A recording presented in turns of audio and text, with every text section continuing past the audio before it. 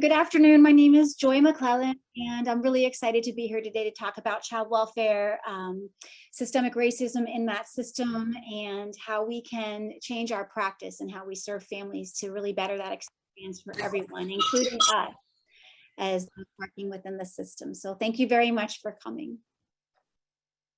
Thank you, Joy. And my name is Corey Best, and I am the community curator and also founder of Mining for Gold. And just in sum, what Mining for Gold really stands for is that I and we at MFG believe that each and every human being has proverbial gold within inside.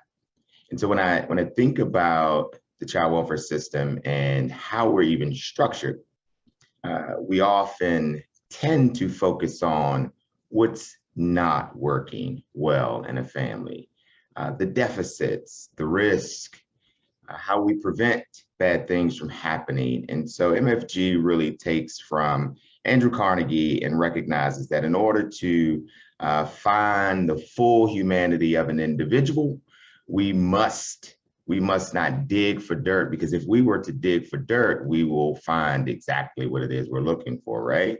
So we believe that in order to tap into the best of ourselves and the best of humanity, we must go in and mine for gold, recognizing that sometimes we have to sift aside several pounds of dirt in order to get to that gold.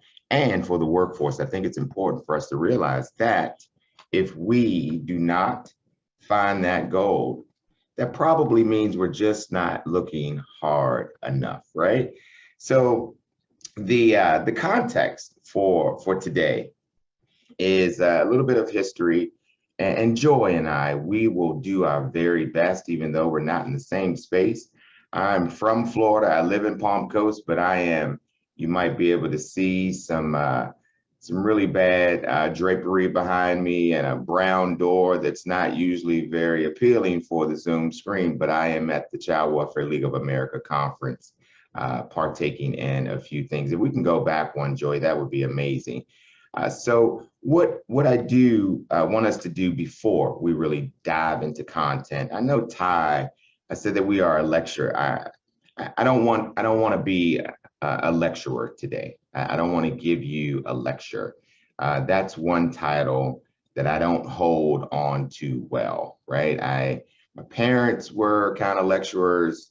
My experience in child welfare, people lectured to me and told me what to do. And I really didn't have an opportunity to have a fair exchange of information where my points of view were considered. And I know we have a large crowd, so we won't be able to have conversation today, but let's embrace just the conversation that Joy and I will have. And before we do that, I really want to invite you into a brave space. So I'll read an invitation that comes from Black feminist movements. And it goes as this: together we will create brave space, because there is no such thing as a safe space. We exist in the real world. We all carry scars and we all have caused wounds. In this space, we seek to turn down the volume of the outside world. We amplify the voices that fight to be heard elsewhere. We call each other to more truth and more love. We have the right to start somewhere and to continue to grow. We have the responsibility to examine what we think we know. We will not be perfect. This space will not be perfect. I will not be perfect. Joy will not be perfect. But it will be our brave space together, and we will work on it side by side. So on tap for today, and I'll also, bring Joy in if I miss something. On tap, we'll go from micro, macro, and then we'll also pull toward the back end of our conversation some of the work that we did at the meso level, because see, that level is often forgotten. The families, the community, the staff that actually help to infuse the values-based assessment. And what we know about child welfare as professionals, we are confronted with all types of racial, cultural, parenting differences that actually challenge our worldviews. And there's a historical backdrop to this as well, right?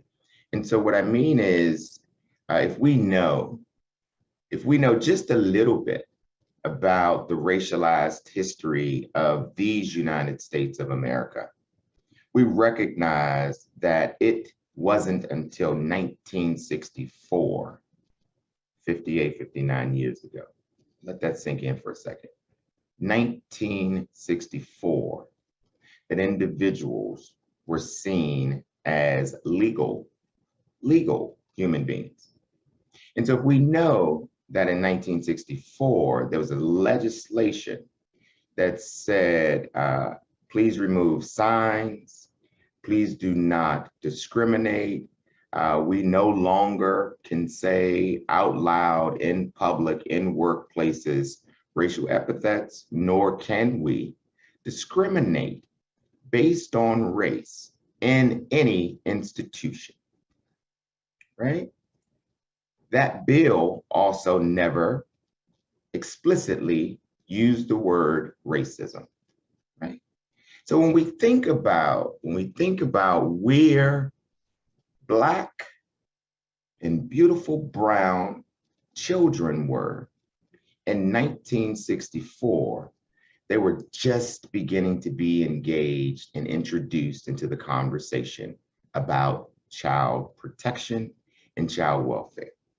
So that's sort of the contextual pieces. And if we go back a few more years there, child welfare had its first conference in 1909 at the White House, 2 to 3 blocks from where I am today. And I have Abraham Lincoln sitting over this desk, and I'm not sure how I feel about that, but that's a whole nother story, right? So what I'm saying is in 1909, I want you to really wrap your heads around the historical context here, because Joy and I are going to talk about the contemporary inequities, but it's important to understand what drove us here. How did we get to where we are today? And that's really one of the questions that we'll ask ourselves. But in 1909, the Care for Dependent Children Conference at the White House led to 1912 Children's Bureau being the inception of the Children's Bureau. Until all we know that the state of Florida, the Department of Children and Families, they received money from the federal government to invest in foster care and to keep children safely with their parents and provide an array of services in between. No piece of legislation has ever said that we can mandate authentic relationships. It has clauses across the country that says best interest of the child.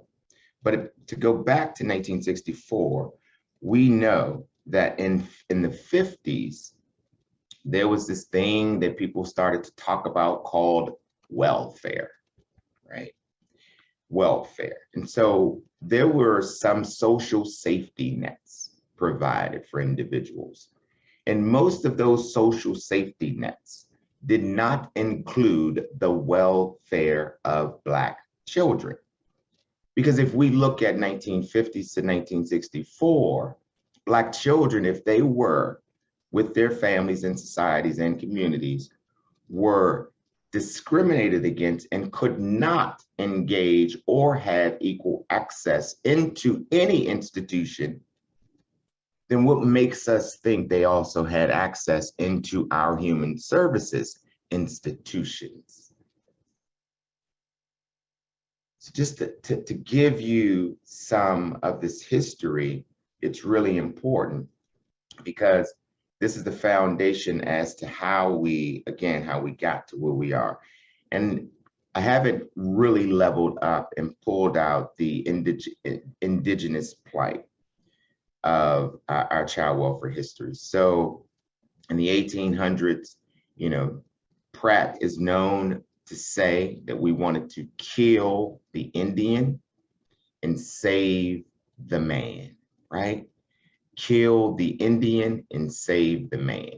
So what that meant in the terms of save and rescuing children is that once we recognized in the colonies that we could not, that the genocide didn't work, the attempted genocide didn't work. So what we wanted to do was to have indigenous children assimilate to a Eurocentric way of being, assimilate into whiteness, as history calls us to think about.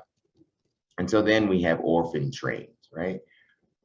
The cultivation of blue ribbon babies started to happen in the 60s as well. And so this is the formation of our child protection practices and policies, and we have everything from mandated reporting to the future of Families First Prevention Services Act that are not infused with race explicit ways of being nor thinking. And if you're following child welfare in the news, you also know that currently ICWA, the Indian Child Welfare Act, is under attack, right? So we're even in America, we're even trying to dismantle something that recognizes indigeneity, cultural ways of being in family, the healing practices of indigenous people, and the way that they love their children is being highly disregarded in today's world. So today we're going to take all of that information and kind of strategize with it.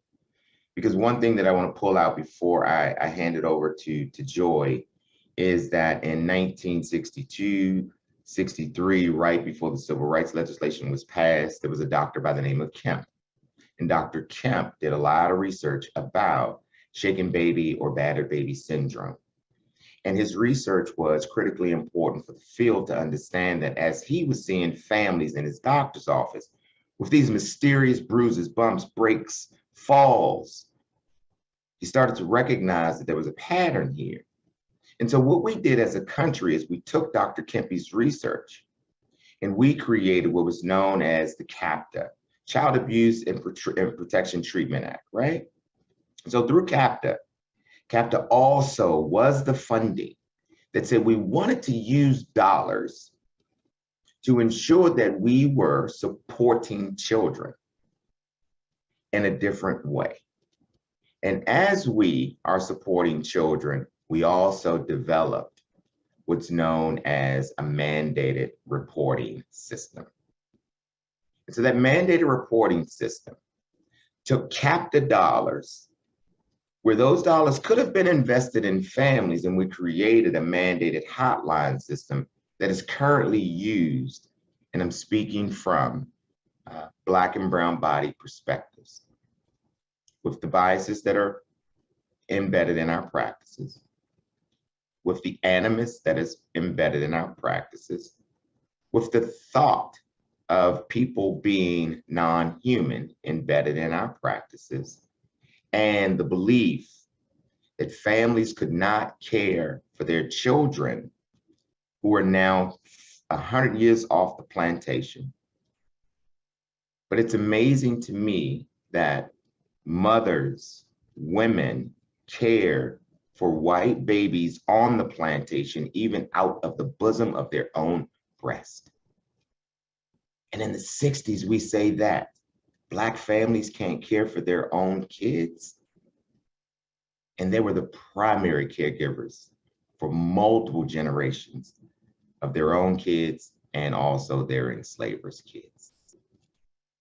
And so we have a system that many advocates are considering control, containment, over surveillance, and it gives us an opportunity to use that clause in national legislation entitled reasonable suspicion to engage primarily in the most disenfranchised, marginalized, and dehumanized communities. And so, Joy, I think that gives us a little bit of the context that we need in order to understand why we did what we did or felt compelled to do what we did in Broward County and other parts of the country.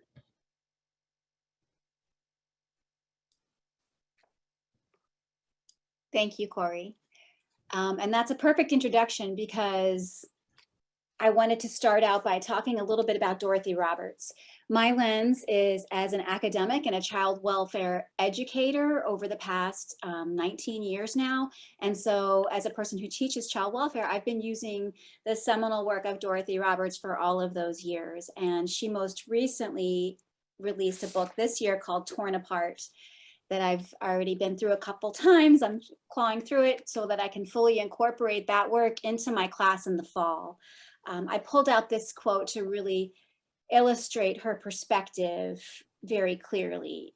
And I'll read it, that we must stop clinging to a system that's propelling Black children to disaster out of fear.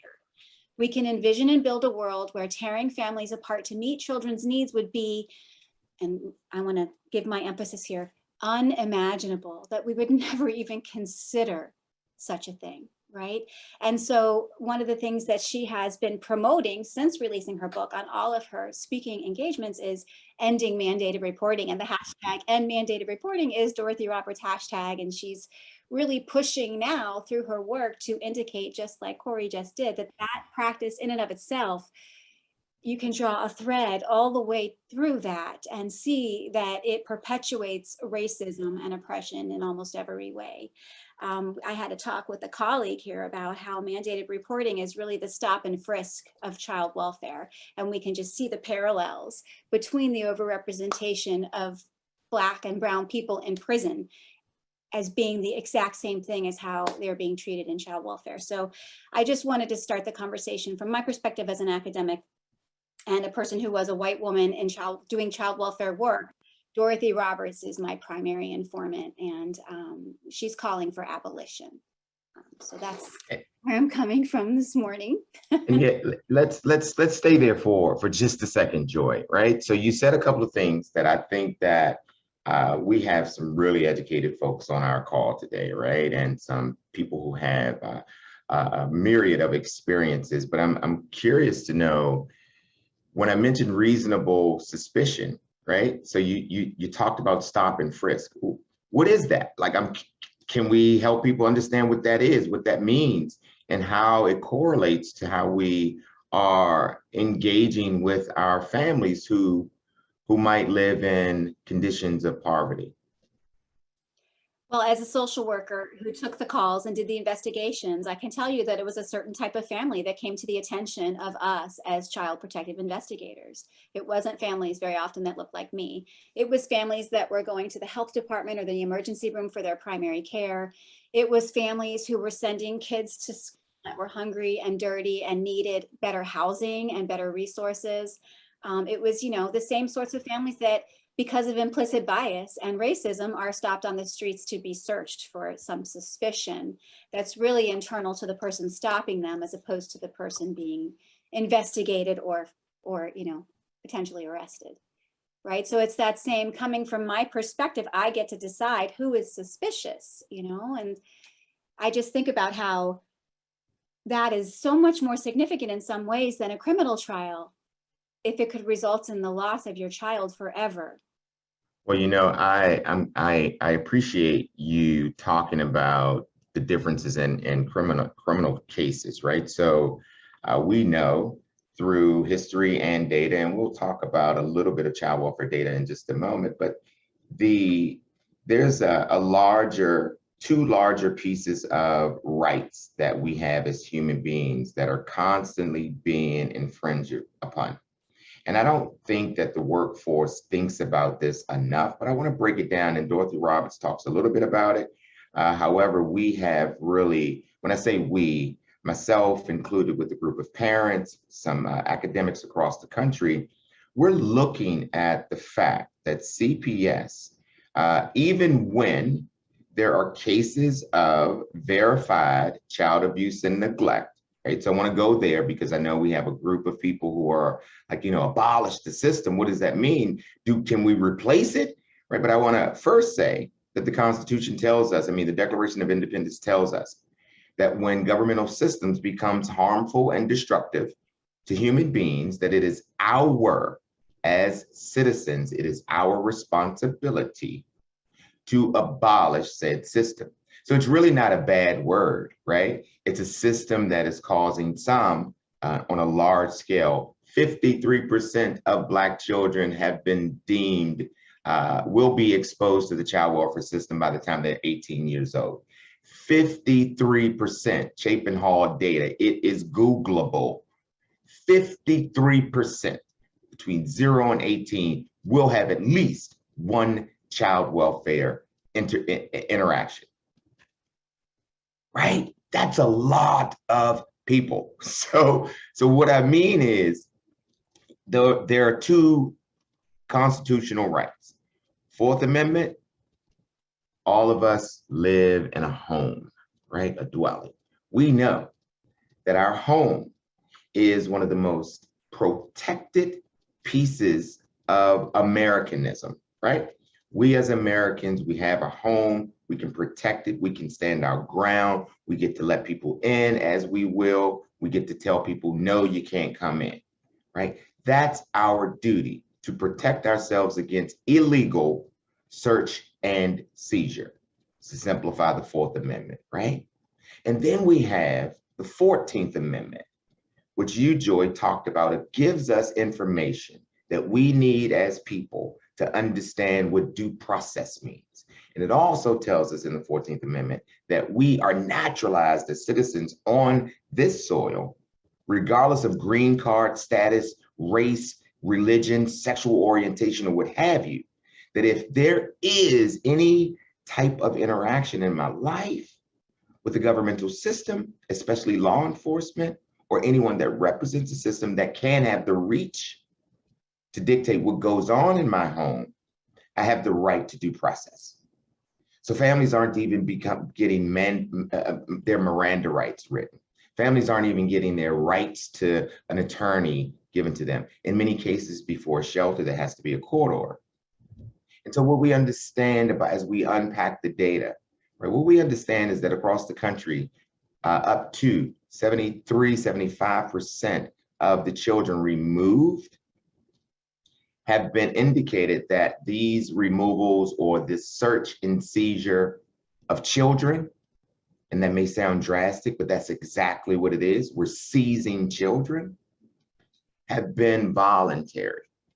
Now, Joy, I hope this isn't a trigger here, but I want to ask, if we were dealing with a domestic violence situation and the victim of said violence has a process of leaving a set of keys in a safe place. So when the perpetrator begins to get bizarre, coercive, threatening, the victim knows how to get those keys and exit for safety, right? Let's imagine I'm the victim and I forgot to put the keys in the safe space that day. And the perpetrator, Joy, began to be coercive and threatening. But I know that if I just run out that door, I'm in greater harm, right? I'm in greater harm. And then the worker comes to my house and says that you volunteered to stay in that danger. I don't know if coercion and threats is equivalent to me volunteering. So when we dangle people's children as carrots, we become really slick about how we are infringing upon their Fourth Amendment rights. We look into their refrigerators, we look in their drawers, we look in their cabinets, we pull their children's pants down in public.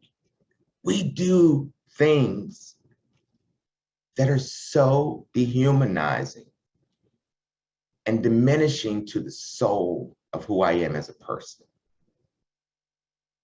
And so as we're listening to this conversation, I just want us to understand that there are several variables as to why we need to at least re-examine why we were created and what the purpose of our institution truly is. And I think we're going to get there eventually. So Joy, you have some data from Florida. What is this telling us? I wanted to pull this up just so we took a close look at exactly what we are seeing here in Florida.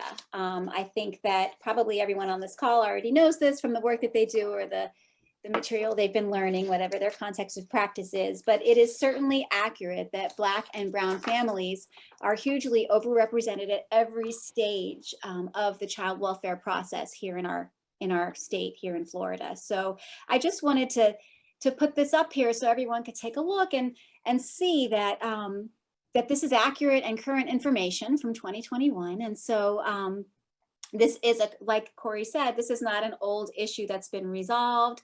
It's not something that's been managed systemically. It's not something that's been dealt with at the individual practice level.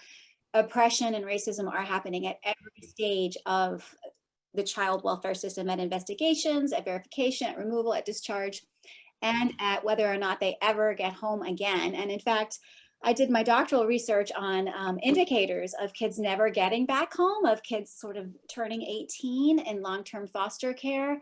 And there were no predictors that popped out beyond the fact that they were Black and brown. So there were no other ways to predict that occurrence beyond their ethnicity in my research. And I just wanted to establish that in case anybody didn't think it was still true.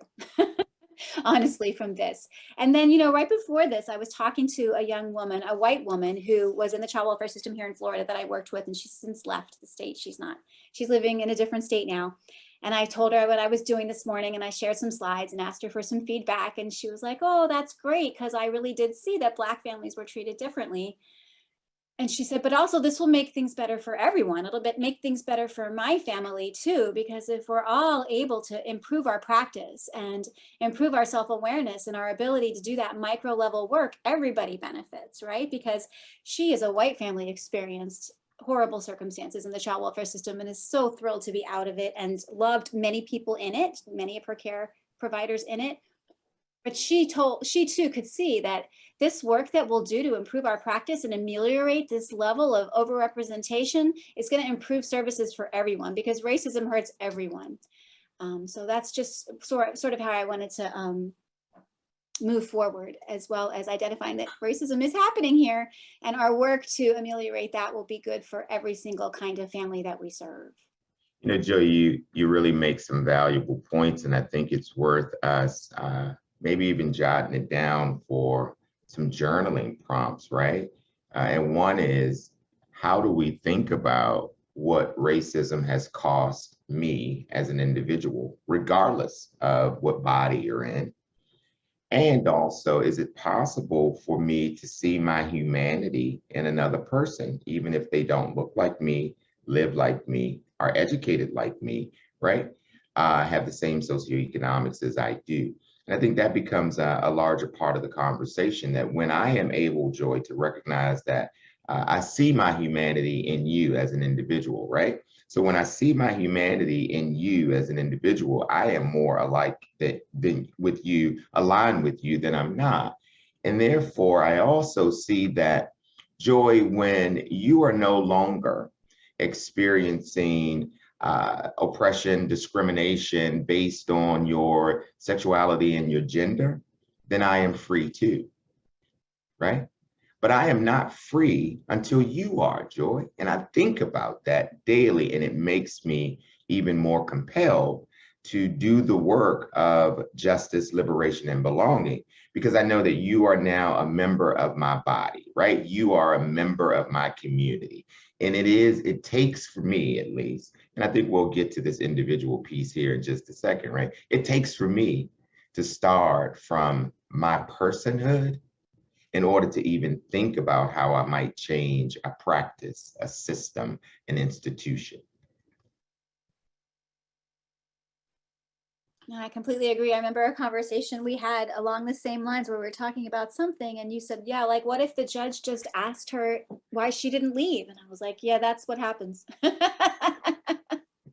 Some years ago. And, it's taken years, right, of relationship building and committed work and connection to develop an authentic relationship in which we can be honest with each other and have this kind of a conversation, that's it's not easy to have all the time, Absolutely.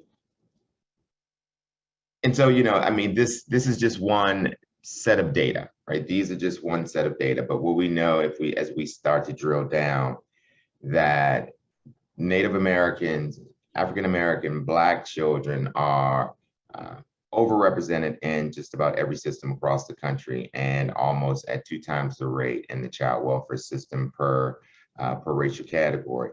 But one of the other things, Joy, for us to think about, and we haven't unpacked what racism is, nor will we probably get there on this call, but I'd like to also encourage us to think about the American context and even how we are utilizing data.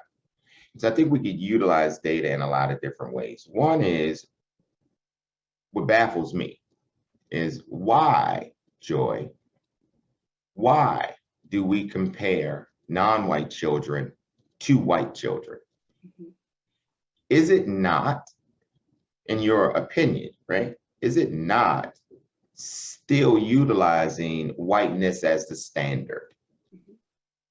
I think absolutely it's centering whiteness because it's othering everyone who's not white, quite literally. Right. And it's interesting in terms of the language when I teach child welfare and I teach that, you know, there are those special needs adoptions. And one of the ways you can become eligible to become a special needs adoption is by being a Black or brown kid. Well, I found out yesterday from the director of the American Bar Association, just last night at dinner. I was baffled because I don't know actually the name of the bill and I didn't Google it. But the director of the ABA informed me that Florida has a list of children who are vulnerable in statute, right, in legislation, special needs. And under that, are we prepared for what I'm about to say? You probably already know it. That Black children are in that category. Correct. And it's still written in legislation today. Now,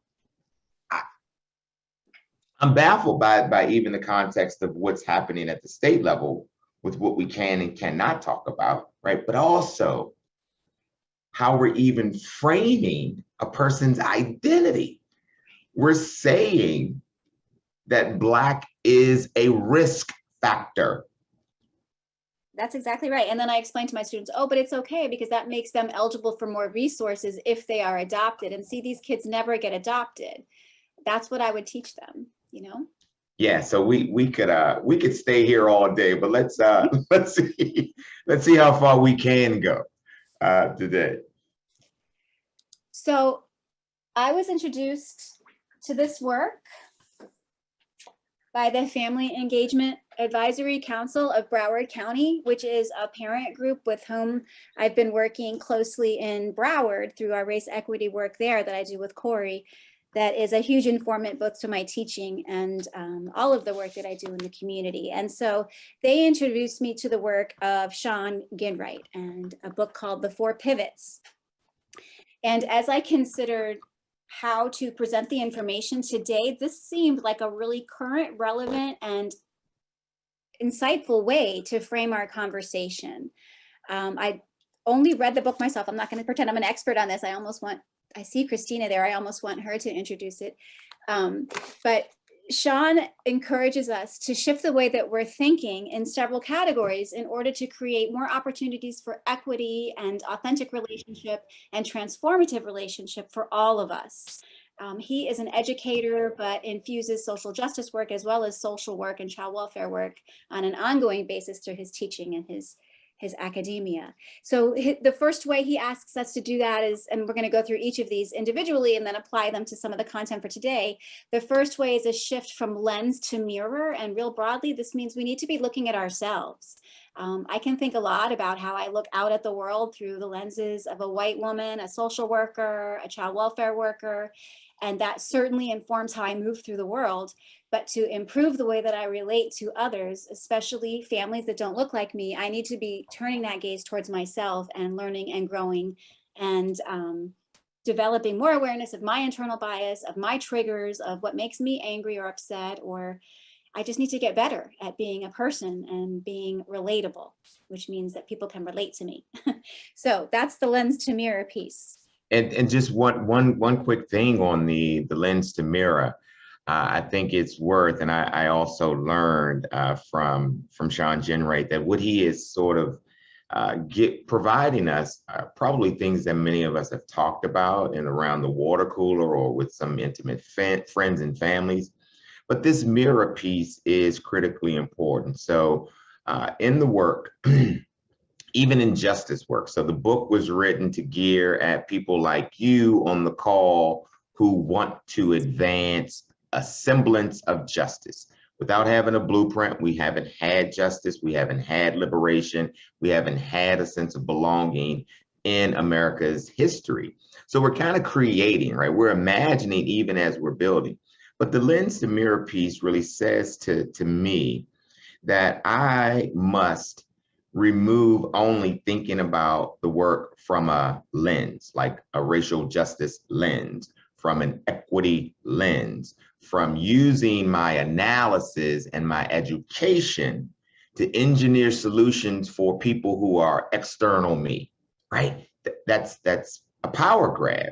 So Sean's calling us to think about a pivot even as we're doing this work in justice, because oftentimes we can begin to mimic and replicate systems of oppression even as we're trying to dismantle said system of oppression, right? So we become sort of just like the system in our justice work, because that tough place to be is in vulnerability.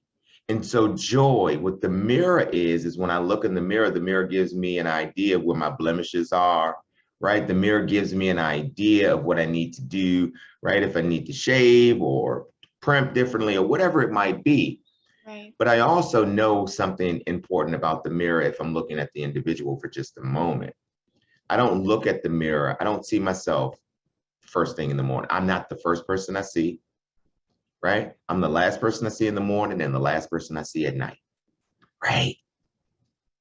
And how do I allow other people to be mirrors for me?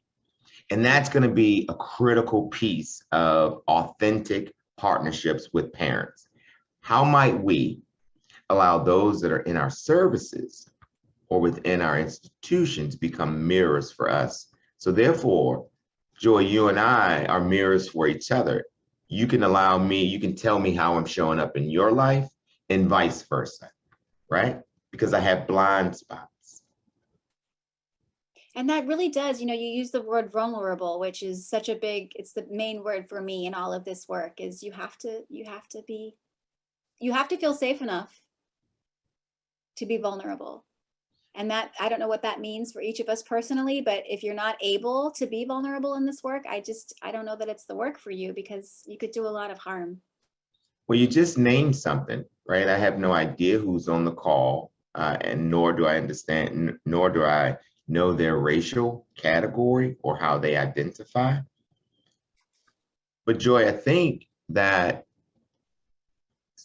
there is no such thing as safe spaces. If all people aren't safe in a space, then that space is not safe. Right. So vulnerability calls for courage, not false sense of safety, right?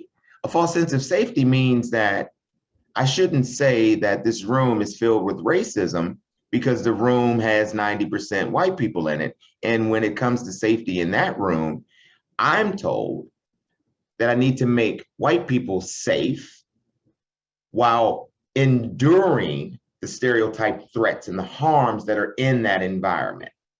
If you understand what I'm saying. Right. Right. So we would have to then somehow be able to transform ourselves into being comfortable being brave. There you are. There you are. That's yeah, that's a really important distinction. Right. That's the pivot. Because if I am in partnership and I am a director, a leader, a worker, and I don't feel safe in an environment because of things that I know exist, whether it's perceived, real, or I know it from oral history, or it just happened yesterday, that's going to impact my ability to move authentically with you, right? Because there's a constant threat. We see it now in Florida. Right.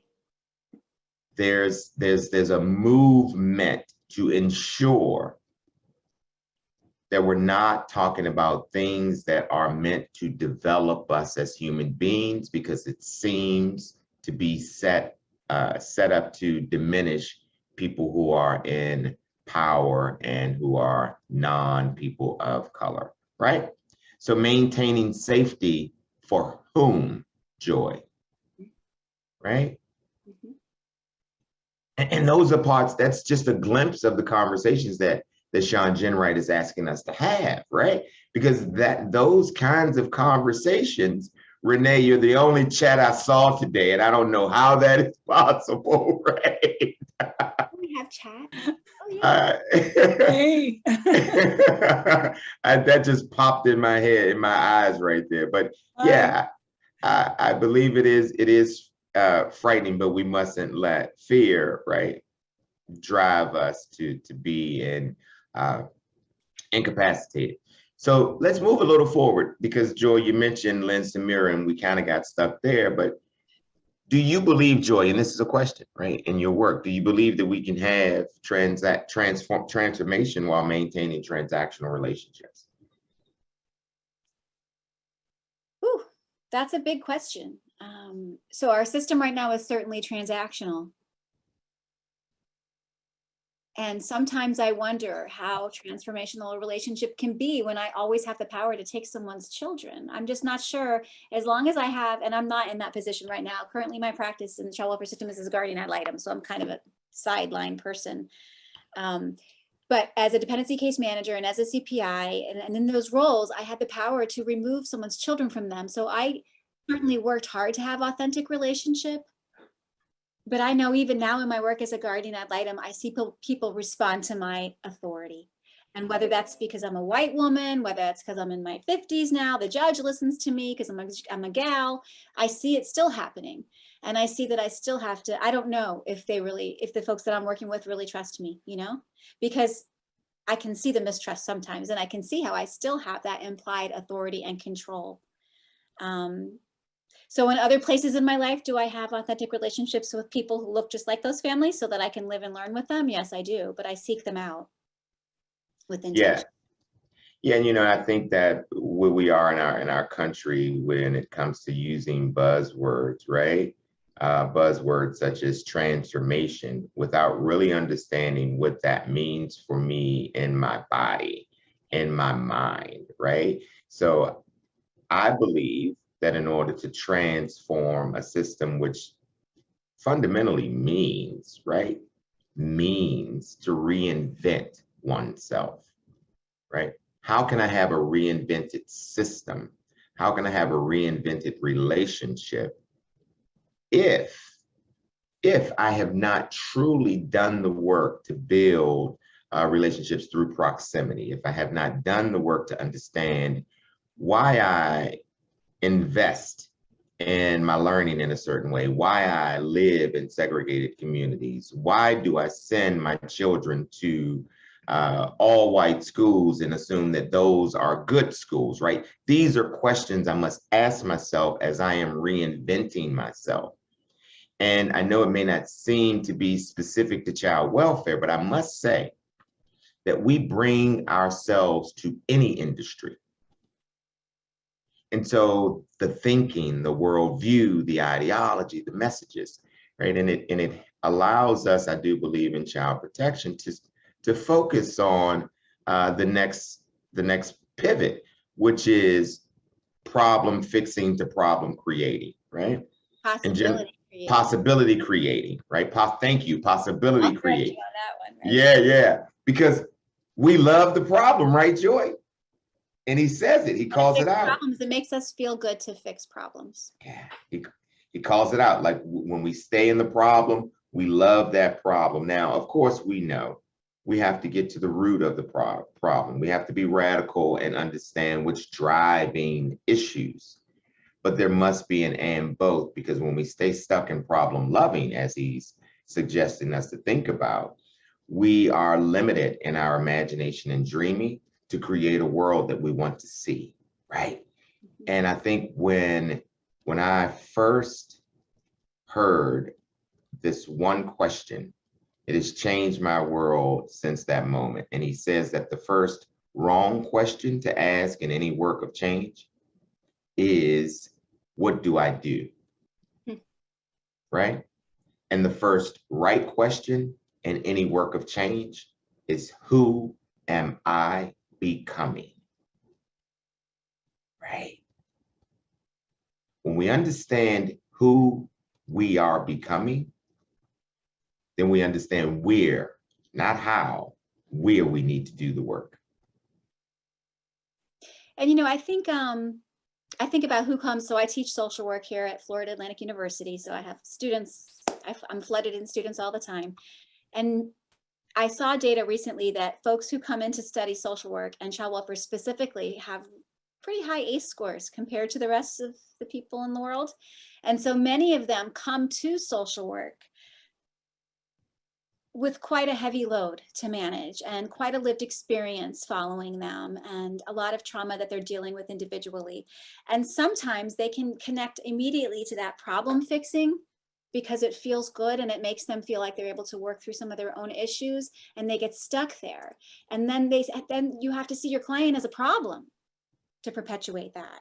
Right. And that's where I really see social workers in my program here struggling, is to pull away from that and be able to, especially when you have agencies that are entrenched in that perspective as well. They're getting funded by problems. You know, I have the DSM here on my desk to give you a whole encyclopedia of problems that we can bill on. Pushing students to really think through that and really create those possibilities in their mind, to be imaginative and creative with the clients, because that's where all the strength is coming from. You know, all that imagination and creativity can come right from the family. You don't have to bring it. You're just there to facilitate it and support them, hopefully, you know. So when a student really thinks that through, when a new social worker does that inner work to understand what the benefit of it could be for them and the people they're here to help, it's really powerful. And I think about Dorothy Roberts and what she's really saying when she's talking about, you know, abolishing what we're talking about now as a system. She's really talking about what possibilities can we create in the future? What could, if we just all sat there and really thought about what would be wonderful for the families we're serving, throwing out removing the child as an option, you know, that the possibilities are really endless. But it we don't want you to, there you go. I think I muted myself. Maybe it's time for me to stop talking. It's all good. Like we can rock and roll. I want to get to some conversation. So I think people have an understanding of sort of what the pivots are, and I'm sure many people probably already did a Google search, because that's what we do. But I also believe that we must understand that sometimes in our system, we measure our success by how well we punish people. Yeah. Right. And I believe that is one of the most fundamentally challenging things for us to break away from. And when we can begin to understand that we have changed, even when we throw progress markers down, that we must begin to understand what must be present in our system that will obsolete the old. And I saw that come through the chat, right? So instead of fighting against the system, it's already designed. The outcomes that we see are intentional, right? So it's not a broken system. But what we must begin to do is to come together, right? To come together as people and understand, what is it that we want to feel? What is it that we want to see? What is it that we want to experience in our communities with people? And the more that we can fight for what we want, not continue to fight against what we don't want, I think we're in a better situation. And it's again, a piece of Jen Wright's work, because he says this: is anti-racist all we want to be? Right. Is preventing child abuse and neglect all we want to do? Isn't that only focused on just unraveling one problem? Who am I becoming again, Joy? And so this awareness from lens to mirror. I'm gonna back away, because I know we got about 30 minutes before we can get to some conversation, and I believe that this group might be up for some of that. Well, that would be wonderful. Yeah. Well, so on this slide, I was really just drawing a direct line between this concept of lens to mirror to our work in child welfare as we strive to engage families authentically. So I'm just underscoring how that directly translates really to a family-centered and strength-based approach, right? Because if we're shifting our lens to being reflective of our own our own personhood, and we're relating to the family in front of us as human beings, and we're partnering in that with them, and empowering them to communicate, hopefully honestly and authentically with us in partnership about what their actual goals are, then we're going to be able to engage them much more authentically. And we see in the evidence and the research base that higher levels of engagement result in better outcomes for families. So this work isn't just sound, it's evidence-based, in that the more we are able to accomplish this cultural humility, the more we're able to see families and their response to us as part of a relationship we're having with them and reflective of our own beliefs and values, the more successful those families are going to be. And that's, what we're here for, theoretically, right? Is to support families in their growth. And if we can do that through growing ourselves and being authentic in relationship, that's going to be better for our families too when we go home at night. And Joy, just as we are, going to move into concretizing some of these ideas, right? I would encourage the listeners to understand something that is truly critical as we are thinking about family engagement. One, defining what that means for you, right? Historically, we're thinking about family engagement in the vein of services, right? The array of services. And if someone doesn't go to the mental health referral, follow through with that, then they're disengaged, right? If someone doesn't go to parenting, then they're disengaged. What we're talking about from a parent perspective is to understand that there are some variables that drive that level of service engagement. And that variable is the human being who has the control to empower. If we have the ability to empower somebody, we also have the ability to disempower somebody, right? We got to think about the and both here. And what I'm talking about is relationships. So there are levels to authentic family engagement. The first is, if we're talking about child welfare, it's at the point of entry, right? It's at the point, I'm not talking point of entry like the hotline entry, right? But the point of entry. When we meet the person, what's happening there? Are we presencing humanity, as you said? Are we valuing individuals, if we're talking about a parent or a caregiver, as the expert in their homes? Are we infringing upon their constitutional rights, right? Are we listening for input? Are we exploring case plan decisions, or are we dictating case plan requirements? Right? I think about really concrete examples, like I know if I've engaged a family, if they'll text me back. It's about the relationship, right? Worthy of communicating with. Do they trust me enough to reach out if they need something? These are ways. It's not whether they've met their parenting classes or, right? It's literally just like if I have a friend, do they communicate with, is it a relationship? Is it, right? Is it more than transactional? Do they only contact me when they need something, or, will they call me for something else? Will they answer me if I reach out? That leads me to think I'm being successful in engaging authentically. Absolutely. As opposed to outcomes on a service plan, for sure. Yeah. And the 4 levels, just quickly, as we're thinking about moving from lens to mirror, is point of entry engagement. We think about it in a service array engagement, and then there's peer engagement. And those peers who are engaging other families who are going through or navigating the system, they often become advocates at the state and national level. Hence, Christina Romero on the call, right? So there are tiers to this engagement here. And the Christinas of the world live right in your community, right? They live and work and thrive right in your community. Those individuals are the ones that help inform effective policy and practice at the state and national level. But it begins at the point of entry. And so, it's, as you said here, Joy, the approach cultivates, right? Self-awareness and reflection, and bringing a respectful willingness to learn through interpersonal interactions, right? That's that lens to mirror. How can families be that?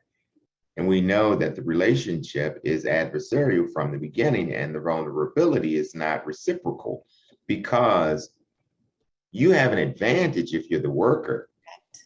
You have an advantage if you're a foster parent. You have an advantage if you're a caseworker.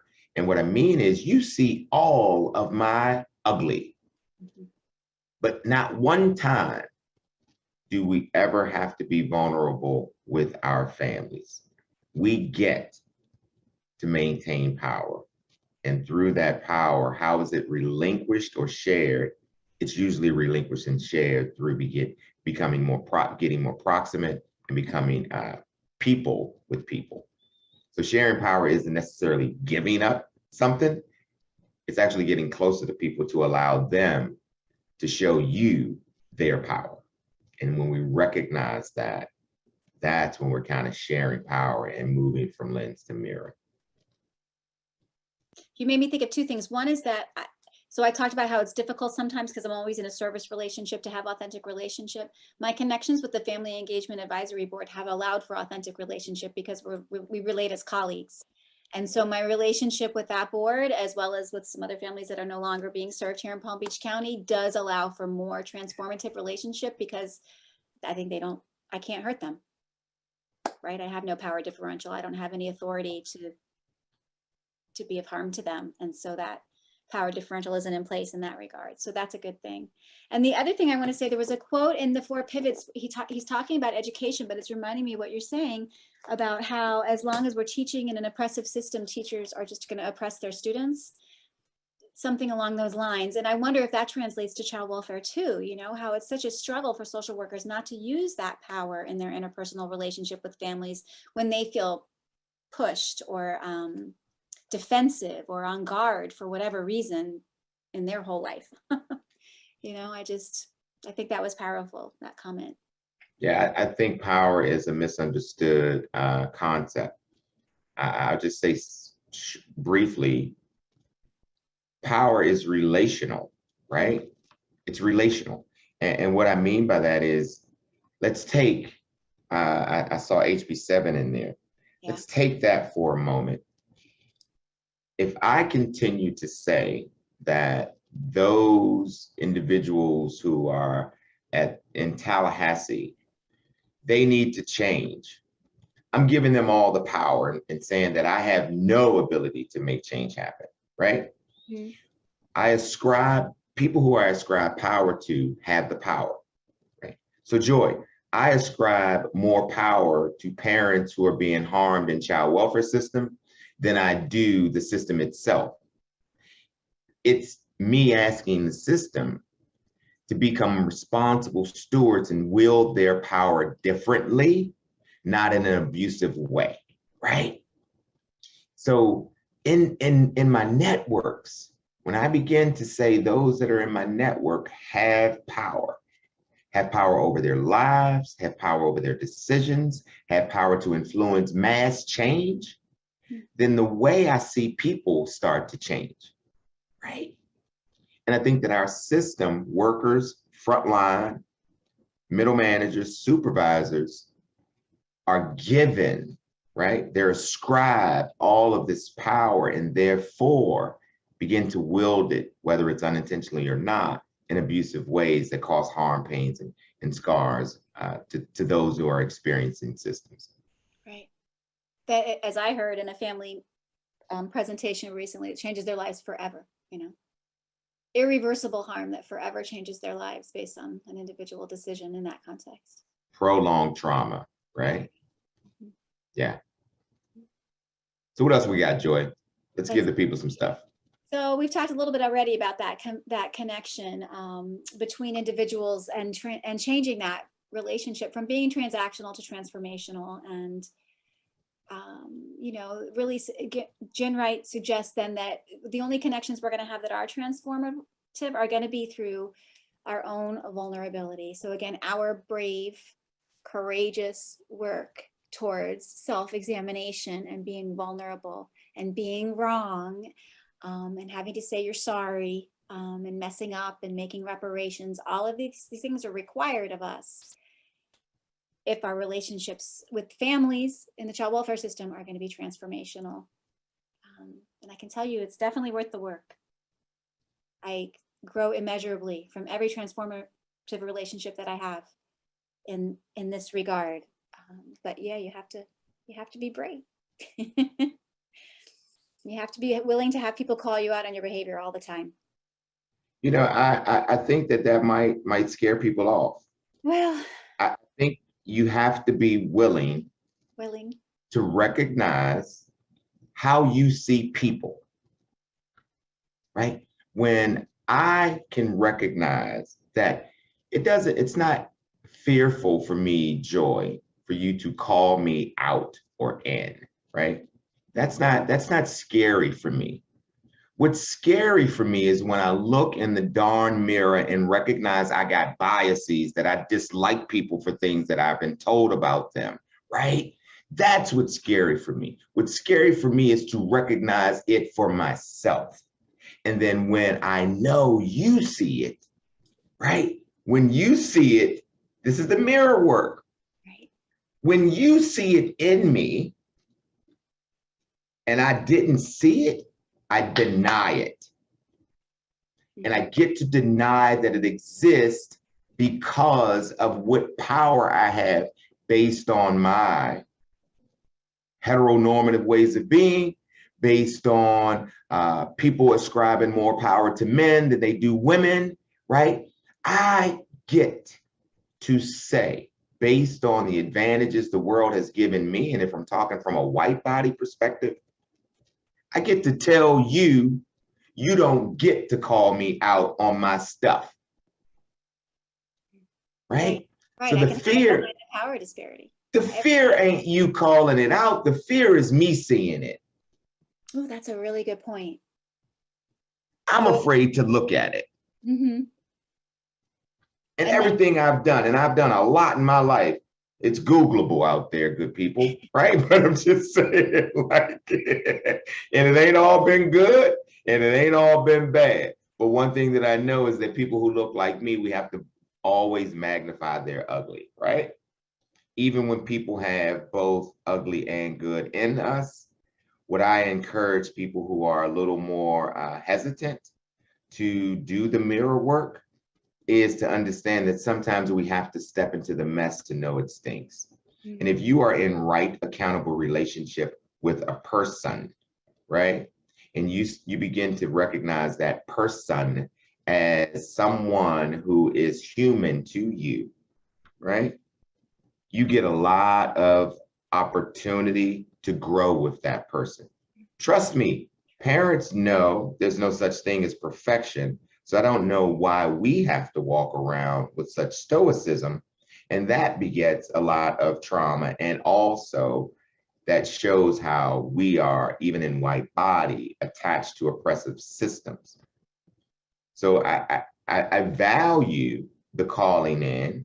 Mm-hmm. I don't think it's scary, but I think without giving people some deeper understanding as to why it might be scary for them, because see, the calling in gives them an opportunity to say, Joy, you're always calling people in, right? And I get to recognize all of the things that you do wrong, but really, I never take a look at what it is. Why are you observing these behaviors in me? What am I doing that has created this type of observation for you, right? And I think we expect this of the families we're serving. Christina put in the chat, they have to expose all of their trauma. I know you have taught me to make sure that when we are engaging with parents, we're not requiring of them. But certainly while they're in the system, they have to tell all of their ugliness all the time, whereas workers in the system, that's never asked of us. And so we have to make sure that we put it on ourselves to be authentic. Not that I'm saying that we should be telling all of our stories to all the families we're serving, but we should observe that is being expected of them. And they are being expected to be much more honest and vulnerable than we are, just based on our relationship. Okay. So I wanted to bring up Harry Aponte. He's one of my favorite social workers. And I think if anyone wanted to dive a little deeper in some of this work, they might look up the person of the therapist model that he started working through many years ago that has some real specific techniques and guidelines for all helpers and healers to become more aware of their interpersonal, of themselves, of their humanity, of their authenticity, of all the good and bad and ugly that's in them, by increasing their knowledge of themselves, their access to all of that, and really improving their ability of managing their own emotions so that, like I said to someone earlier, they're not taking out on the person in front of them, whatever it was that happened to them in some previous scenario. So we do use this in the School of Social Work in the master's program to train our clinicians. But whenever I use this, I think about how applicable it is really to social work in child welfare at the practice level that we're talking about here today. Because in order, again, to be able to authentically engage in transformative relationship, we have to know ourselves and we have to know who we are as healers, what we came with, parts of ourselves that we just have known forever. We may not even understand or impacting the relationships that we're engaging in with the family we see in front of us, because we're like, we don't even see them. They're invisible to us. And really maybe to our families, because they just don't care anymore when we have a temper tantrum because they're late, or, you know, whatever the bias you might have is, whatever internal things that are specific to you. If you're not using that mirror, they might be invisible. If you're not engaging in relationship that's trusting and mutually respectful, then you're not going to see that about yourself. And so this work really pushes us to become more aware of ourselves, and pushes out culture and spirituality as components of our identity that we need to be specifically really cognizant of, so that we're able to be aware of them as we enter into relationship. And, you So know, I just wanted to briefly introduce him. I think it's also noteworthy, right, that it is culture eats strategy for dinner every day. I think we might have heard that once or twice before, right? And so in our child protection systems culture, there is a culture of punitive thinking, right? A culture of breaking families up, a culture of placing beautiful children with more affluent or quote unquote better foster parents, right? Right. And within that system, all other parties have some level of protection except the parent. Right. Maybe he or she will get a public defender, as we call it in the hood, right? Someone who is one of the lower paid people in the party chain, right? And the one lawyer who is not really valued and goes through a lot of challenges in our legal judicial dependency court system. And so what I say all that because our culture makes it very challenging for us to be healers. It's hard to be a healer in a punitive system. And that's where the me comes in, right? That's where the me comes in. I am interviewing up to 100 parents right now about the investigation process across the country. And me personally, I've interviewed 12. And what I've learned, about half of them have really acknowledged some amazing casework, right? Some amazing caseworkers, some amazing social workers, right? Have acknowledged that there are people who do good stuff. But those people who do good stuff are doing good stuff within a system that doesn't necessarily mandate, tolerate, teach to that, or educate to that, right? These are people bringing their good stuff from maybe their childhood, maybe their proximity to other people, maybe their own deep healing work that they've done on themselves. These are people bringing themselves to the work. And so if we know that it can exist, how might we begin to capture some of the beauty, some of the essence of that worker and make that a part of our practice, right? Right. And that begets the parallel process that I think is also missing, that we don't tap into our workforce in the same way we're attempting to tap into other parts of our community, right? We should be doing similar work with staff at the frontline and supervisory level as well, allowing them to help us understand what is really working when it comes to building relationships with people. Right. Right? And I do have relationships. I bet there's someone on this call right now that I think about when I taught her a decade ago. I taught her to use that authority in child welfare as an intervention, right? Yeah. And she would tell you that right now, and I think about how my teaching has evolved and how we have to just keep transforming ourselves. And, social work has an ethic of lifelong learning, and we just have to stay open and willing, to really, in my mind, connect authentically with frontline workers, with families, with everyone that can really inform us about how to transform our practice to one that is culturally humble. And so, Joy, I'm going to ask a question if you think it's appropriate here. It's my belief that we've sort of unpacked what these 4 pivots are in just conversation, right? And I wonder if we could name the remaining and then dive deeper into how we pull it all together and allow for some space for some chat conversation. What do you think about that? That sounds great. That sounds great. And everybody's going home with all of these slides so they can revisit them if they want to look at them more in depth. But we've already talked a little bit about transactional to transformational, right? So I think that's probably clear. And then I think we sort of addressed going from problem fixing to possibility creating. Do you think we've covered that enough? I think so, yeah. All right. And so I think we have to. All right. And so I just wanted to say briefly about this, moving from hustle to flow.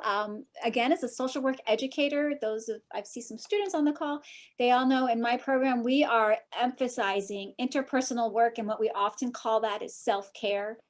And I think that is what Dr. Ginwright is also sort of looking at when he moves us from our work pace from being one of hustle to one of flow. Even though many of our systems are hustle systems, we can choose to slow down within those and take time to reflect and engage in relationship. But in order to do that, we'll have to identify who it is that wants us to be so frenzied, because if it's something that makes us feel important and effective, then that means that we're going to have to take care of that before we can slow down and listen to the families we're serving. So that's sort of the premise of that last one. And again, as a social worker, I just got to talk about self-care, because again, I know those child welfare workers are going out there, they're coming into me as social work students with high levels of trauma as compared to the regular population. I won't use my ACE scores practice language. They're coming in with lots of trauma. They're coming in because they want to serve families because of bad experiences they've had in child welfare or social work, good experiences they've had that they want to replicate, or because something happened to somebody they care deeply about, good or bad, right? So they're coming in with experiences they need to manage to be effective and do what they came here to do, which is to, I think, just like we have that underlying value in child welfare that all families want to be great parents, all parents want to be great parents. And in my work as a social worker, I think people come to be social workers because they want to serve families, right, effectively. And so if they are able to really look at themselves and see what work they need to do to come to the place where it's possible for them to do that, that's really what I want to push people towards with this hustle to flow concept, that we can choose to slow down and listen every day. And yeah, I just wanted to touch on, not necessarily here, we could move, but there are 2 things that I didn't read in its entirety, but I caught a good enough glimpse of. And one, I think it was Liana or Elena, and I'm sorry if I apologize if I'm mispronouncing that. But this notion of how we treat, right? So systemically, and this isn't problem loving, this is exploring it and thinking about potential ways of creating possibility.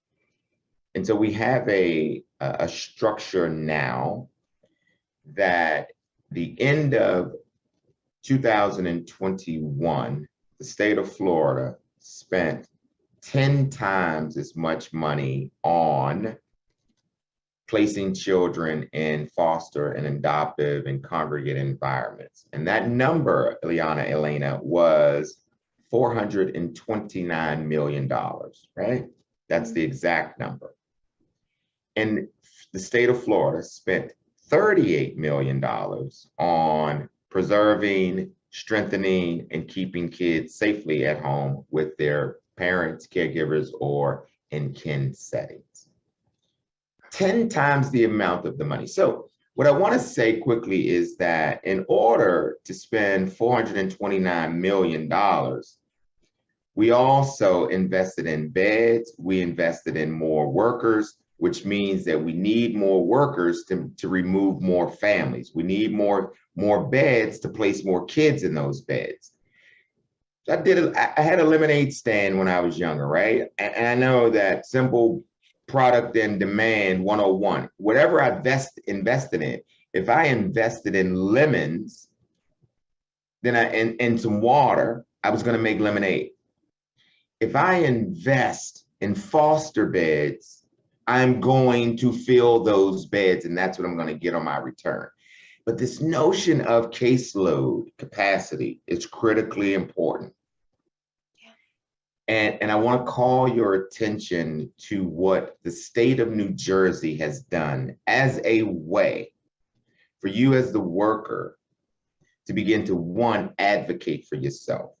Because we can no longer, I believe, work a human being 14 hours a day, on call 3 of those days out of the week, expect that human being to love, care for themselves and their families, right. And then make sound, wise decisions based on safety. I'm just going to say it plain. I don't even know if a robot today is built for that level of punishment, that level of torture, that level of oppression. We are, right? We are placing workers in some of the most vulnerable situations to make wise decisions on a daily basis and put the data into FSFN within 14 days and have the FFA done in 7, and then have the ongoing and all of these things that we require them to do, where they're not even allowed to sleep 9 hours in a night, right?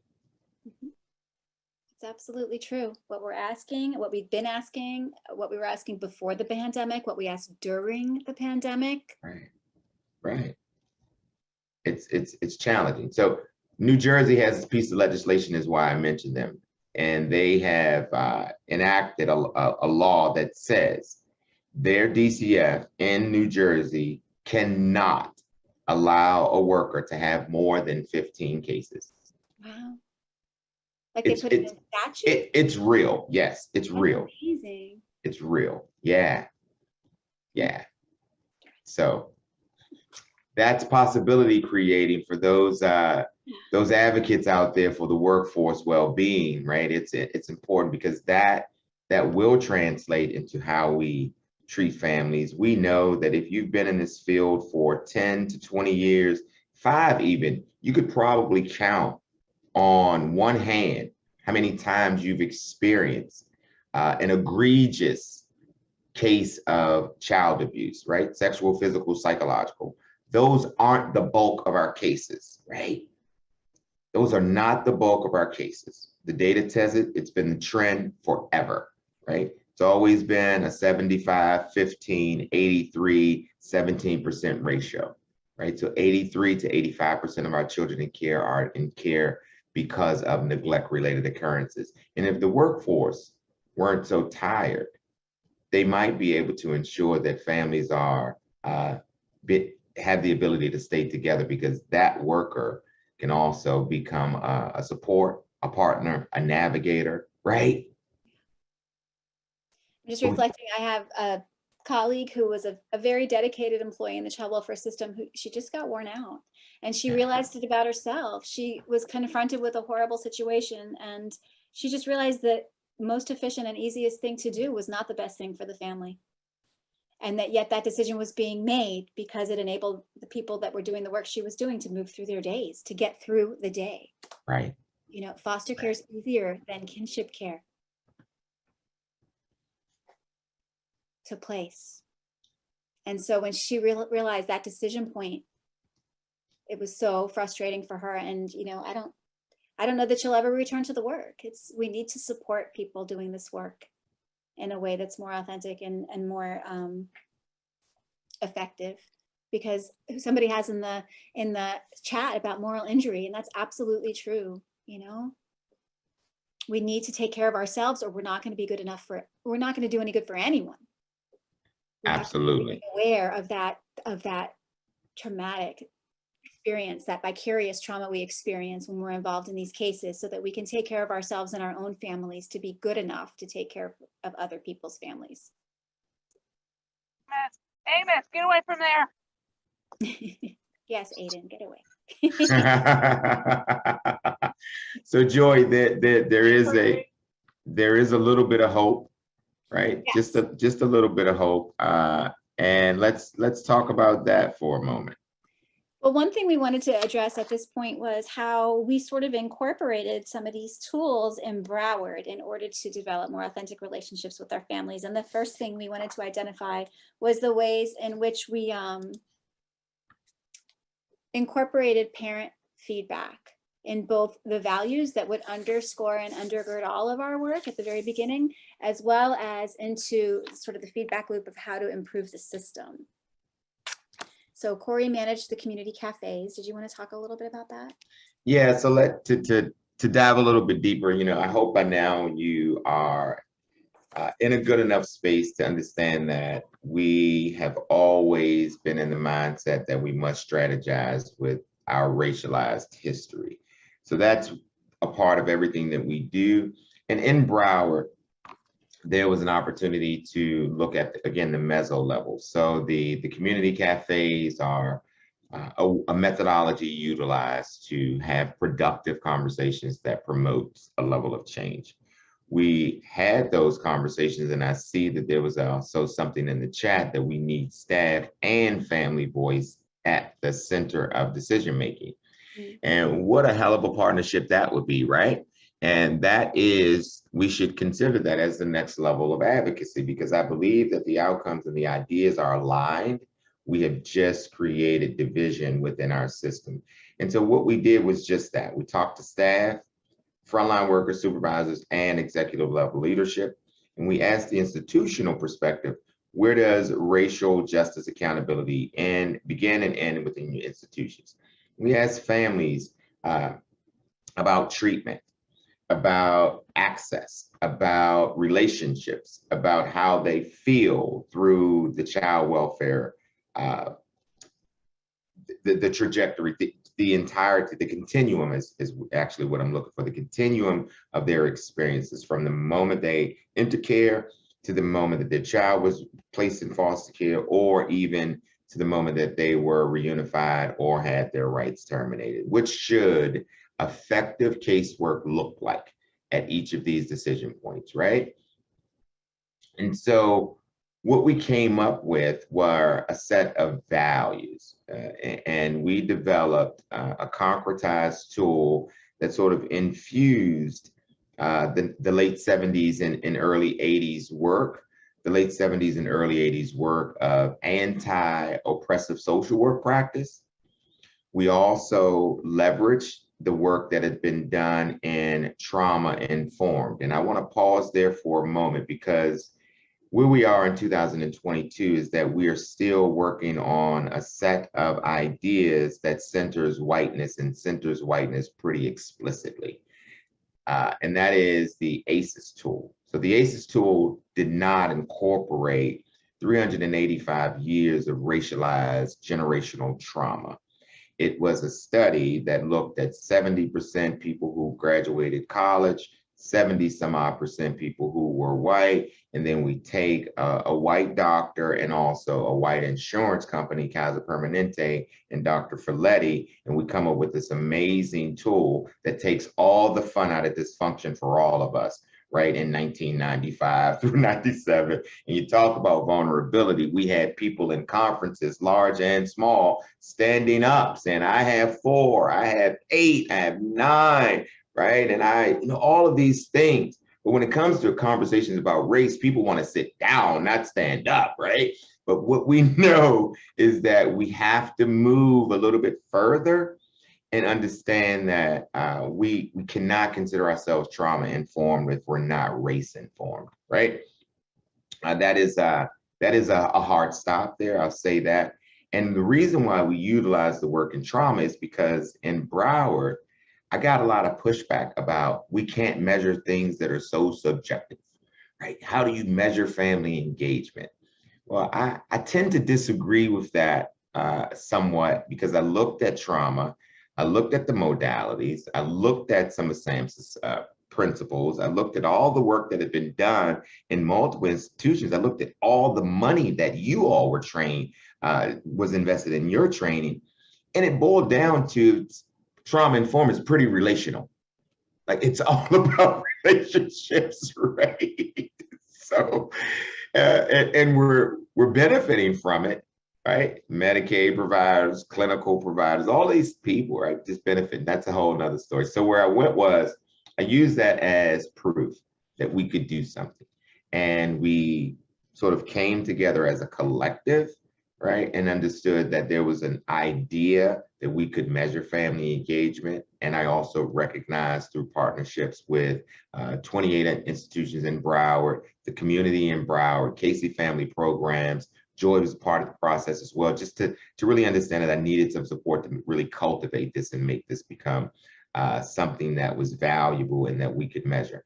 Longer story made shorter is that there was a values-based assessment that comes out of that, and also a parent satisfaction feedback that came out of that. 2 tools we utilize along with racial justice coaching, training, protective factors, and authentic family engagement within 1 unit at the Broward County Sheriff's Office. And through that work, we saw that the data changed tremendously. Baseline data in November 2018 indicated that this particular unit were removing up to 20 to 25 children per month, removal episodes. And by the time that we incorporated and implemented the authentic family engagement and strengthening approach, which is now known as AFES, in Broward County Sheriff's Office within that 1 unit, we did that, ran live with it January 2019. In a 10-month period, we saw that there were only 17 removals as compared to almost 20 in a month. 17 removals in a 10-month period to almost, that is just amazing. So what's noteworthy here, for all of you good people out there, what's noteworthy is that these 2 zip codes still today are segregated. These 2 zip codes, as of today, are the highest rate of HIV and AIDS. This community today still is over surveilled and endure a lot of police violence and also violence in the street. So I say that because the community itself, the context and the conditions that we created through policy and practice and segregation did not change. So the structures didn't change in those 2 communities. What changed was the view of these workers. So the workers, what was reason to remove 6-8 months ago was not that any longer, because they really focused on circumstances surrounding maltreatment. And while they were focused on circumstances surrounding maltreatment, they became aficionados in how to utilize the safety decision-making methodology. So we have a practice model, but the practice model is only as good as a practitioner, right? And so what we began to notice is that when we incorporated the fact that we acknowledge racism exists in our bodies, in the way we see the world, we can lean on one another in coaching to challenge those biases. So the workforce did a tremendous job at being brave, as Joy mentioned, at calling one another in, at being able to acknowledge that they see sometimes really ugly things in the mirror when they look at how they think about families who are experiencing poverty or how they think about Black families. This was critical to the work that happened there. And so when we think about family engagement and customer service satisfaction and all of these things, we incorporated this feedback tool in addition to the values that sort of is a companion to the 9 values. And Joy and I will pull out one, and which is cultural humility, in just a moment. And I just want to share with you like 2 to 3 questions that we see. Joy had a few interns join BSO to make some calls to parents. And it's a Likert scale, like strongly agree to disagree. But we asked the first question on the survey is, does the CPI seem truly interested in you and your family? Another question that we asked the parents who had experienced an investigation, did the CPI ask questions respectfully, right? And another one is that, did the CPI identify areas where you are doing well as a parent? So these things don't necessarily appear in the practice model. So we gave them an opportunity, the parents, an opportunity to utilize their power to ensure that we were holding our workforce accountable to authentic engagement. And as I mentioned, as defined as just building real relationships with people. And so Joy, you want to unpack this sort of framework of the value-based assessment and pull out cultural humility? I just want to make one more comment on the interns that conducted those interviews of the parents to access information about their direct experience and some of those questions that you just identified. It was transformational for the interns to conduct those interviews. They were able to ask parents things. Many of them had never been asked those things before. The students learned a ton about what kind of social workers are they're supposed to be. You know, they were able to, just by asking parents these questions, they were transformed into social workers that knew they were expected to be engaged in authentic relationship with families, right? So all of these pieces, we were transforming all of us along the way as we engage in these pieces. And then one day, I was in my first semester of my doctoral program, I think, and I had a paper due, and Corey called me and said, we need a values-based assessment. Tuesday. And so, you know, I put aside what I was doing and I dove in based on my relationship with Broward County and all the community partners there. And we patched something together to see if it would work, is essentially what happened.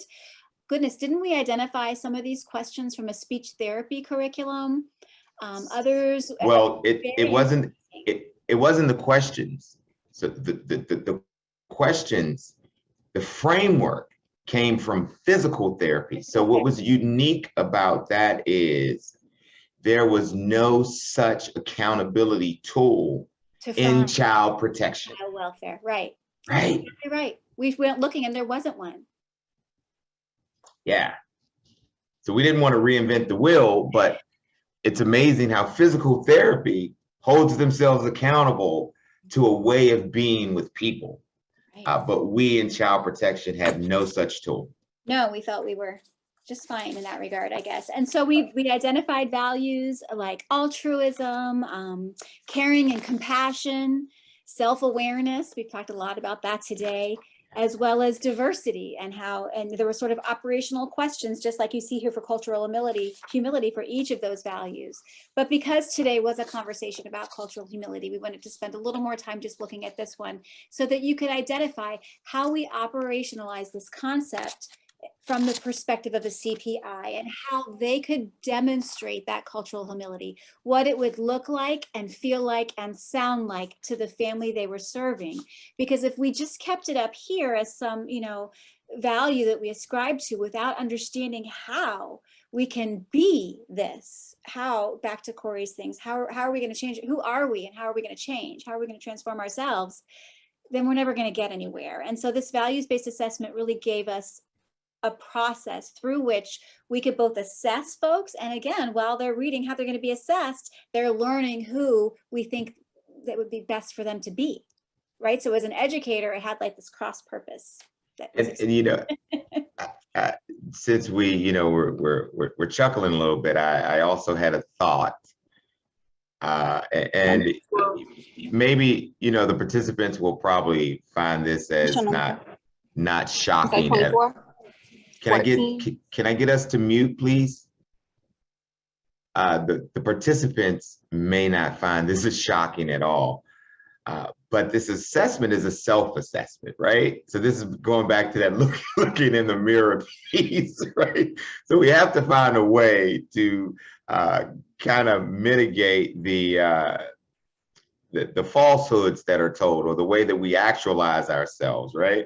So we saw that most of the workforce actually ranked themselves higher, right? Higher. So if you look at cultural humility, for an example, it gives the definition there. And then on a 90-day basis, it gives the opportunity for the worker or the unit in this case to say, well, whether, how often, never, really, occasionally, frequently, right? Or always do I demonstrate willingness to look at my own background and social environment and how it has shaped my experience.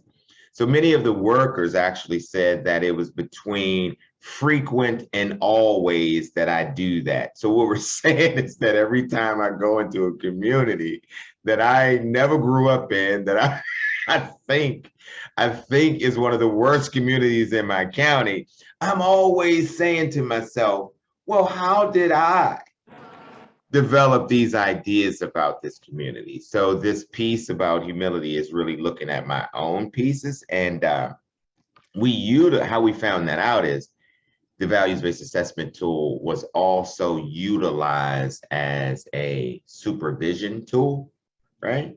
So these questions and comments became a part of how we encouraged supervisors to go above and beyond. Did you just contact parent? But how are you viewing parent? How are you seeing parent? So just wanted to give you some of the nuances to the tool, as opposed to just putting it in your handouts and having it on the slide, to kind of give you an idea of the usability and the functionality of it. And, you know, for me, that supervision piece was almost the most important piece, that you could walk into supervision with somebody who understands all of this content and really struggle with some of your answers on this and figure out where you are and where you want to grow and learn. So it's less of a report card and more of a tool to support your learning. And we got pushback for that, right? Because we also, just like we want to use authority on the families that we serve, our supervisors want to use it on us. And they wanted to be able to say, well, when will this 1 be a 2? And what's adequate, is 3 adequate? Like we had to push back on the supervisors as well and say, no, this is a learning tool. This is a process. This is transformation. So that was also an interesting component, I think, of this assessment as we operationalized it at BSO specifically in that environment, because certainly they're very authoritative. They're part of the Broward Sheriff's Office, right? So you saw a lot of that. It was a shift. It was a pivot in perspective, right? To use supervision to support and grow and learn instead of to punish or hold accountable.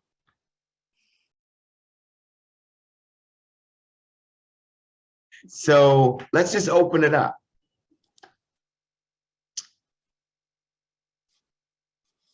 Anybody want to unmute and ask a question or talk?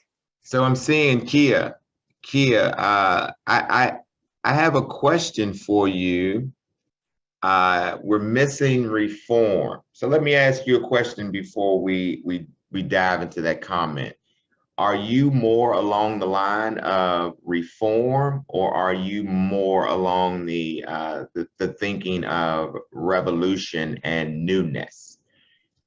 Well, definitely of revolution and newness. We all have to just kind of dismantle and restructure.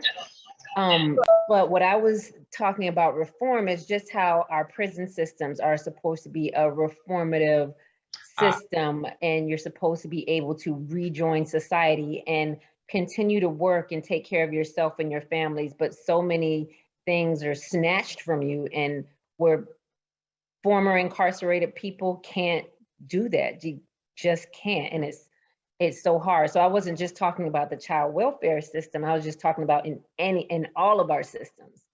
Yeah, and Kia, I think you make a few valuable points, and I'm hearing a lot right there, right? So one, in my experience, we can't punish people and traumatize them and expect for them to get well.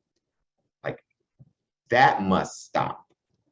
Again, we measure success by how well we punish people, how well we take people's kids, and those kids that languish in care. So another data point here, between 2000 and 2015, our country allowed 395,000 individuals to what we call age out of our system in a 15-year period.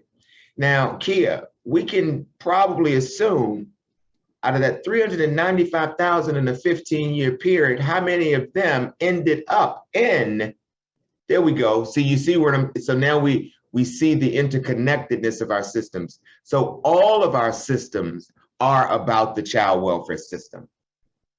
We must remove that isolated thinking, because what happens in a home visitor with a home visitor can actually impact whether or not that child is exposed to the system.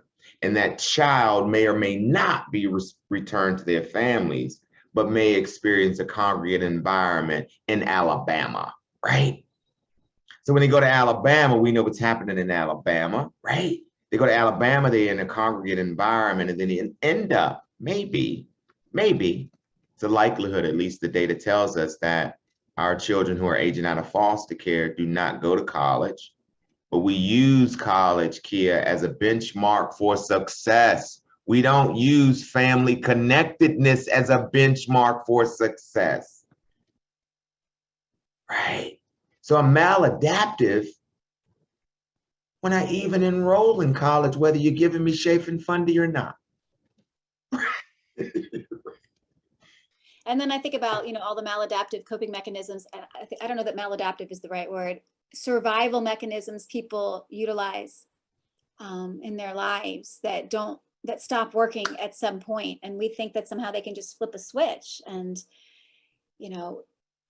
it's just not possible. We need to be moving backwards in our thinking. I think about, you're talking about congregate care, and I'm working on a project with group homes here in my community that has left us in terrible emotional turmoil, because we're doing such a horrible job with those kids. And I know it's happening nationally. I read about it in all kinds of communities. So it's not specific to Palm Beach County. It's too late. Yeah. We have so horribly failed these 16-year-olds. We need to be backing up, back up. Why didn't we leave them with mom when they were 2? And then we wonder when they're 16, why they're not ready to enter college with AP classes and a 4.0 GPA in Florida. And I see 2 hands, but I just want to say really quickly to the someone who put something in there about New Jersey, and this is going to hopefully, I hope it sinks in. It took New Jersey 19 years to get there. So transformation isn't for the faint-hearted. And I want to say that we might want to consider becoming a little more unselfish. We might not need to expect that the change we want to see is going to happen in our lifetime, but we continue to do the work to build the legacy, right? That's people touching people, right? It's always about how much, how many, what we've done. That's the legacy building. But I do see a couple of hands here, and I want to see if we can get there, Joy. Hi guys, I'm Elena. So I'm actually from DC. I live in Virginia, but I've been in our child well-being system because we're trying to shift the language. Call it. You with CFSA? Yes. Yeah. I know Brenda. I know Brenda well. Okay, so she's no longer with us. She's in a different agency. But I was gonna say the cool thing is that I've seen, because I started in 2008, did a little bit of CPS, went to out of home when they had an adoption unit and guardian, and they got rid of it. Then I went and shifted to resource development. So now I'm doing a lot of like our interview views. But the point I'm trying to make is I'm seeing progress in my lifetime because I'll have been at CFSA 14 years. Even just like we have a 4 pillars and just having parent peer advocate programs and just even narrowing the front door. And I went from, because I also do data on youth transition plans for those who are 14 to 21. And I know other jurisdictions, you're out at 18, and I'm starting to see like the benefits of having these meetings. But I just think when I'm looking at it, because I was the one who made the comment of, why do they have court orders that say parent has to do drug testing when that had nothing to do with why they came in? And I'm really glad that we're having this training, because I'm starting to see a shift and pivot where we used to be a lot more penalizing to now trying to do more shared parenting and constantly having one of our benchmarks asking youth and families, what are your lifelong supports? And that kind of goes into the thinking of, why aren't we doing more celebrations for people when they're going through these life transitions? So they're like not feeling alone. They're seeing and able to create connections and their own supportive network, so we can celebrate that instead of trying to penalize them and trying to get them to fight to prove they're a good enough parent. And I just think we have a long way to go, but I'm starting to see the progress. So, You know, that you mentioned, that so resonated with me, because the leader of one of our child welfare agencies here locally is always like, why don't we have reunification day? Adoption day is great, yay, but can we also have reunification day and make it a celebration instead of them running, screaming from us because we've been so harmful? or and not even wanting to come back. or even doing like an actual back to basics needs assessment of asking people within the faith communities of, you know, if you could think back to your time in care, what do you think would have helped? Because I just talked to a youth yesterday for an hour. She's not my client, but she was like really she said, I so appreciate everything. I'm like, but I didn't do anything. She's like, no, you're the one who's been at every one of my YTPs or youth transition plan meetings. And that shows me that you care. That's the biggest takeaway that I wish more adults could see. And I was like, oh, okay, well, thank you. So, yeah. Can I? So two things, Elena. You know, I'm born and raised in the district too, right? So Okay. I know where. I know about the wards. I know the makeup of the city. I know where your children are coming from or were coming from, right? And I also know that gentrification is real right here in the district. Oh, yes. Right? So that's a whole nother conversation. I grew up there. It was Chocolate City and Go-Go. You know it, right? So where I'm going is we in the district are, and across the country, are utilizing illegal infringement upon Fourth Amendment rights again by testing, right? By testing more Black moms in the hospital than any other population of people based on reasonable suspicion. That's one thing. The second thing I heard, and I just want to share because I'm pretty sure my colleague Christina might have gotten a reaction, but I'm going to consider that we stop calling people clients. If I hire somebody, Elena, to come and fix my roof, I got the power in that relationship. I get to fire them too. I'm the client in that. If I hire an attorney, I'm the client in that. The client has the power in the relationship. It's because it's money attached to it. In the relationship with child protective workers and families, that ain't how it goes. Right? They always ask, like, because the people that have the power will be like, who's your attorney? Whereas people who are marginalized, like, what? And they'll just kind of go with what people are saying because they're so used to it. And then half the time when I have these meetings too, I'll ask, why are we here again? What is it that, and then people forget to focus on, okay, what can get us realistically that much closer? Like, let's do one thing you can do between now and 2 weeks from now to achieve some aspect that will ameliorate or decrease the real safety concerns because for one thing, marijuana is legal. I'm not saying I'm a proponent but at the same time, some people use it because they need to self-medicate instead of shifting on, oh, you're using, why can't you focus on self harm reduction of, okay, maybe it might not be a good idea to have your child exposed, but at least, you know, if you're going to do it, if you can find another way to, you know, have somebody there and then come back, that would be a really great thing. So I don't know. So, and I'll just say this, and you know, I'll segue to someone else to kind of share some of the airtime. Back to the client piece, right? That's something that doesn't require resources. That can be stopped tomorrow at CFSA, right? That is not going into budget. It doesn't have to be a policy. And the other thing that I just encourage us all to think about is we're talking about, where is my lane in this work, right? One, do we want celebrating reunification as a goal, or do we want kids to stay with their parents? Ooh, that's good. Right? Why do we want celebrating reunification a goal? That's not bold. That's a party saying, I mean, I'm just saying, like, if we're talking about bold, why are we talking about new ways of making oppressive systems better? I want you to hurt me and then give me a party afterward. Keep that one, right? You can keep that one. I'm not a proponent of reunification. That was always my argument. I was like, who's going to come to that? Nobody's coming to that party. I mean, I'm not saying it's a bad idea. I get where our thinking is, but really what I'm trying to illustrate here is that it's very hard for us to think about what a system would look like if we didn't have a mandated reporting system, what a system would look like if we weren't celebrating TPR, what a system would look like if our roles were kind of eliminated in the process.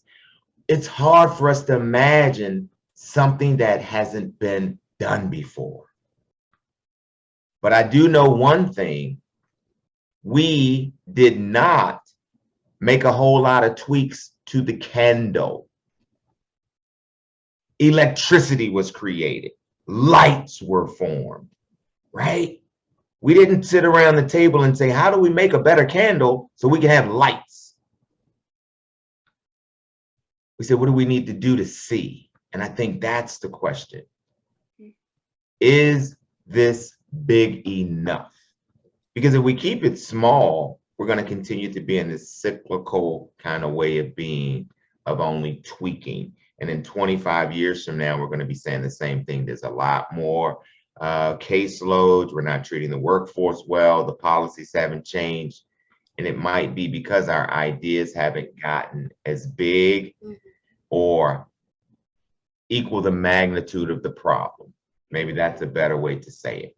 So I think our solutions need to equal the magnitude of the problem, and people need to understand that the problem, in order to understand the problem, you have to talk to parents, you have to talk to staff, you have to talk to people impacted by the system, not the people writing the policy. Mm.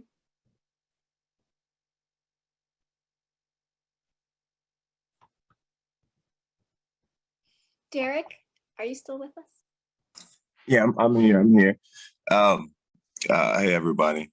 The point is not as relevant as it was a couple minutes ago, but you know, I'm just I guess I'm bathing in Corey's words of that boldness, because I'm listening to this prison pipeline, and I'm thinking part of the reason why I was half an hour late is that I'm talking and working with one of my aged out youth who has been fighting to get PES, who has some biases playing into her success. And when I heard Corey say, our success is being, the data is from the outcome's in the wrong place, right? And so she has people pushing back because she has D's and questioning the intrinsic motivation, but she's in college. And so these biases come out in all kind of different ways, even of what we expect people who get to that point. So if nothing else, I just want to share in Corey's point of this is a time of transformation, innovation, and kind of taking it all the way, because the system, we know what's going on. So again, more relevant a couple minutes ago, but I appreciate the conversation. Hey, Derek, man, it's good to see you, brother. Appreciate that. Likewise. It's actually a good summation of the afternoon, I think. Absolutely. A good way for us to end. Yeah. So, Joy, again, I appreciate you and I being able to kind of do this, right? And do this in living color, as we should say, right? Live and raw and unfiltered. And I'm grateful for the platform. So I know many of you probably came for CEUs, but you left with something much more valuable, right? You also get the CEUs. Anybody got the last word? I'm going to just say thank you all for your time, your energy. You can find Joy and I either online or email if you want to connect in a deeper way. And just enjoy the weekend. Thank you so Yes. much for listening to us.